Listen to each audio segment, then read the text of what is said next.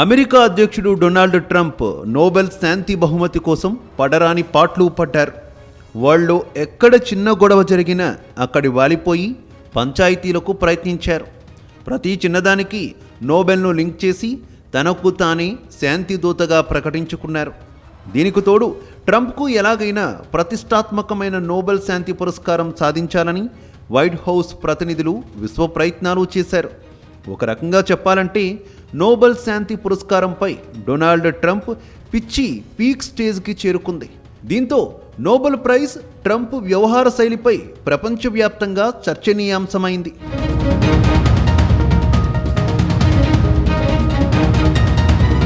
America అధ్యక్షుడు Donald Trump Nobel శాంతి పురస్కారంపై గంపెడాసలు పెట్టుకున్నారు.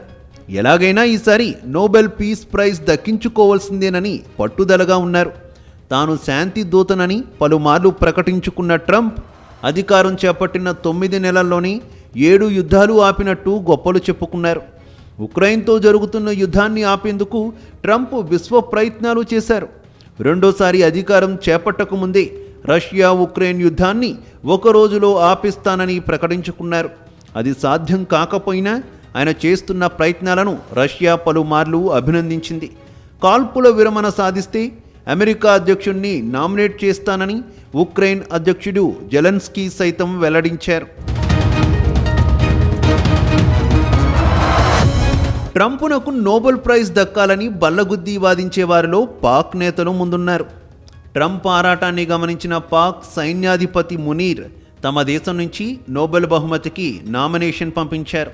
ఇటీవల శ్వేత సౌధం సందర్శించిన వేళ ఇజ్రాయెల్ నుంచి వెళ్లిన నోబెల్ నామినేషన్ పత్రాన్ని నెతన్యాహు స్వయంగా ట్రంప్కు బహుకరించారు. ట్రంప్ నోబెల్కు అర్హుడైతే ఈ పోస్ట్ను రీట్వీట్ చేయాలంటూ ఆయన కుమారుడు ఎరిక్ గురువారం ఎక్స్ వేదికగా తన ఫాలోవర్లను కోరారు.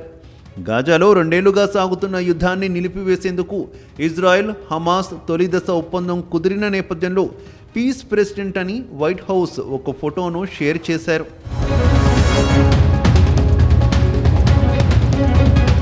పాకిస్తాన్, ఇజ్రాయెల్ దేశాధినేతలు ట్రంప్కు నోబెల్ శాంతి బహుమతికి నామినేట్ చేశారు. నోబెల్ శాంతి బహుమతిపై అమెరికా అధ్యక్షుడు డొనాల్డ్ ట్రంప్ అంతులేని ఆశ పెట్టుకున్నారు.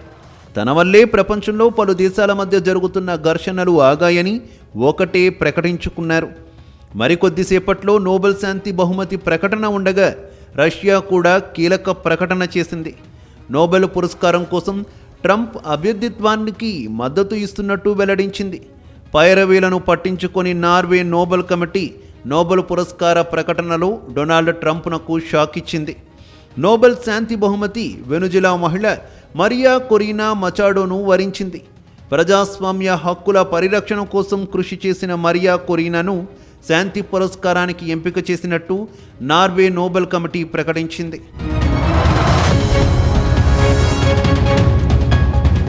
నోబెల్ శాంతి బహుమతిపై విపరీతంగా ఆశలు పెట్టుకున్న ట్రంప్ ఏకంగా ఆ బహుమతి ఇచ్చే కమిటీని కూడా టార్గెట్ చేసి వ్యాఖ్యలు చేశారు. ఆయన కార్యవర్గం శాంతి బహుమతి కోసం లాబియింగ్ను వేగవంతం చేసింది. ఈ నేపథ్యంలో నార్వేకు చెందిన నోబెల్ కమిటీ కార్యదర్శి క్రిస్టియన్ బెర్గ్ స్పందించారు. ప్రతి నామినీకి ప్రత్యేకమైన అర్హతలు ఉన్నాయి. మీడియా లేదా బహిరంగ ప్రచారాలు మాపై చర్చలపై ప్రభావం చూపవని చెప్పారు. ఏ అభ్యర్థి తరపున మీడియాలో ప్రచారం జరుగుతుందో కూడా గమనిస్తున్నామన్నారు. నార్వే పార్లమెంట్ నియమించిన 5 సభ్యులు నామినేషన్లను పరిశీలిస్తారు. వీరు పూర్తి స్వతంత్రంగా వ్యవహరిస్తారు.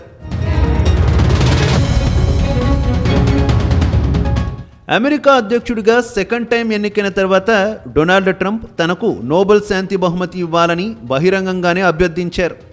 అమెరికా మాజీ అధ్యక్షుడు బరాక్ ఒబామాతో పోల్చుకున్న ట్రంప్ ఫస్ట్ నుంచి అగ్గిరాజేశారు.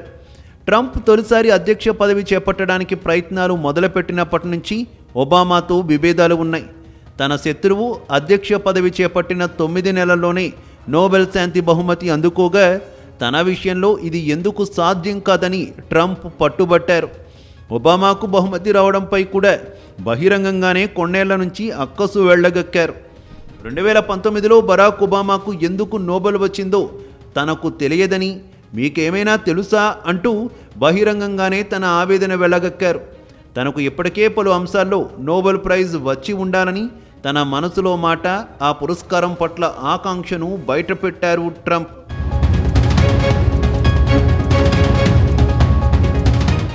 ఇదంతా ఒక ఎత్తైతే ట్రంప్ పట్టు వదలని విక్రమార్కుడిలా నోబెల్కు నామినేషన్లు పంపిస్తూనే ఉన్నారు. తాజాగా 2025 సంవత్సరానికి సంబంధించిన నామినేషన్ కూడా తిరస్కరణకు గురైంది. 2018లో అణు నిరాయుధీకరణ యత్నాలకు 2 నార్వే ప్రజాప్రతినిధులు, 18 మంది రిపబ్లికన్ సభ్యులు ట్రంప్ పేరు ప్రతిపాదించారు. నాడు ఉత్తర కొరియా, అమెరికా మధ్య చర్చలను దీనికి కారణంగా చూపారు. కానీ బహుమతి రాలేదు. 2020లో మరోసారి ట్రంప్ బృందం నోబెల్కు ప్రయత్నించింది. పశ్చిమాసియాలో అబ్రహం ఒప్పందాలు చేయించినందుకు ఓ స్వీడిష్ చట్టసభ సభ్యుడు, కొందరు ఆస్ట్రేలియా లా ప్రొఫెసర్లు, ఫిన్లాండ్ చట్టసభ సభ్యుడు, ఐరోపా పార్లమెంటు సభ్యుడు ఆయన పేరును ప్రతిపాదించారు. అప్పుడు కూడా నోబెల్ మొహం చాటేసింది.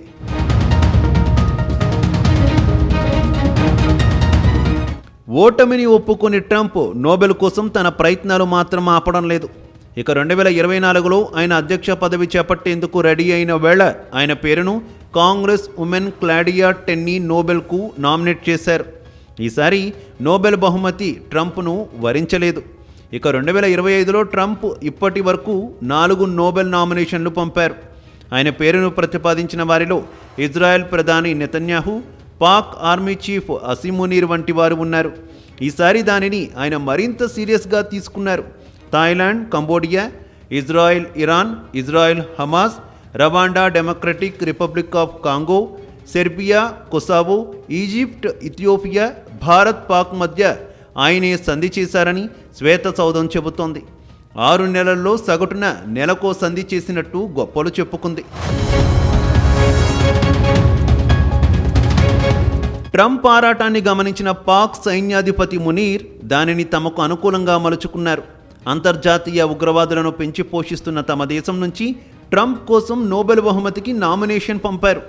భారత్, పాక్ మధ్య ట్రంప్ మధ్యవర్తిత్వం వహించారంటూ ఆయనకు సర్టిఫికేట్ ఇచ్చేశారు. ఫలితంగా పాక్కు అవసరమైన నిధులు, సాయం వంటివి తెచ్చుకున్నారు. మరోవైపు ఇజ్రాయెల్ ప్రధాని నెతన్యాహు గాజాలో అవసరానికి మించి కఠినంగా వ్యవహరించి ప్రపంచవ్యాప్తంగా విమర్శలు ఎదుర్కొన్నారు. గతంలో బైడెన్ యంత్రాంగం ఇజ్రాయెల్కు ఆయుధాల సరఫరా నిలిపివేయగా ట్రంప్ వచ్చాక వాటిని పునరుద్ధరించారు. ఇరాన్, హమాస్ను అణిచివేసేందుకు సహకరించారు. ట్రంప్ అభిమానం చూరగొనేందుకు నెతన్యాహు కూడా నోబెల్ రాగం అందుకున్నారు. అరబ్ ప్రపంచం నుంచి ఇజ్రాయెల్పై వ్యతిరేకత రాకుండా అమెరికా అడ్డుకుంది. అదే అదునుగా ఖతర్పై యుద్ధ విమానాలతో ఇజ్రాయెల్ విరుచుకుపడింది. దీంతో అరబ్ ప్రపంచం షాక్కు గురైంది. కానీ అమెరికా అండ కారణంగా ఏమీ చేయలేకపోయింది.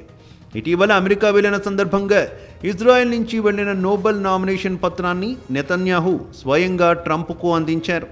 శాంతి బహుమతికి సమస్య రాకూడదని భావించిన నెతన్యాహు ఖతర్కు మొక్కుబడిగా క్షమాపణలు చెప్పి ట్రంప్ను ప్రసన్నం చేసుకున్నారు.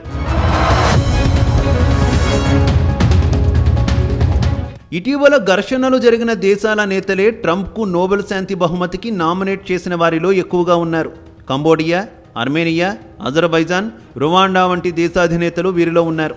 అయితే జనవరి 31లోపు వచ్చిన దరఖాస్తులని నోబెల్ శాంతి బహుమతి కోసం పరిశీలిస్తారని ఇటీవల రాయిటర్స్ వెల్లడించింది. ఇది నిజమైతే పాక్ సహా పలు దేశాలు పంపిన నామినేషన్లతో ప్రయోజనం ఉండదు. మరోవైపు ఇతర దేశాల వారు తనకు మద్దతు ఇవ్వడం లేదని ట్రంప్ అన్నారు. ఈ టైంలో భారత్పై అక్కసు వెళ్ళగక్కుతున్నారనే విమర్శలు అమెరికా నుంచే వ్యక్తమవుతున్నాయి. ట్రంప్నకు శాంతి బహుమతి విషయంలో స్వదేశంలోనూ అనుకూల వాతావరణం లేదు. ట్రంప్ నోబెల్ శాంతి బహుమతికి అర్హుడు కాదని 76% అమెరికన్లు అనుకుంటున్నారు. ఈ విషయాన్ని న్యూ వాషింగ్టన్ పోస్ట్ ఇప్సాల్ పోల్ వెల్లడించింది. 22% మాత్రమే ఆయనకు మద్దతు ఇచ్చారు. ట్రంప్ సొంత పార్టీ అయిన రిపబ్లికన్లలో 49% మంది మాత్రమే మద్దతు ఇవ్వగా మరో 49% మంది వ్యతిరేకించారు.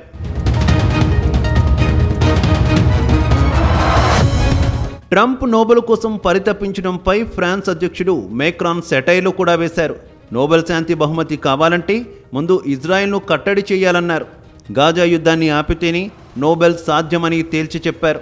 గాజాపై అత్యవసరంగా సంధి ప్రతిపాదనలు సిద్ధం చేయించి ఇజ్రాయెల్, అరబ్ దేశాలతో ఆమోదముద్ర వేయించారు. మరోవైపు ట్రంప్ కార్యవర్గం శాంతి బహుమతి కోసం లాబియింగ్ స్పీడప్ చేసింది. ఈ టైంలో నార్వేకు చెందిన నోబెల్ కమిటీ కార్యదర్శి క్రిస్టియన్ బెర్గ్ స్పందించారు. ప్రతి నామినీకి ప్రత్యేకమైన అర్హతలు ఉన్నాయని ప్రకటించారు.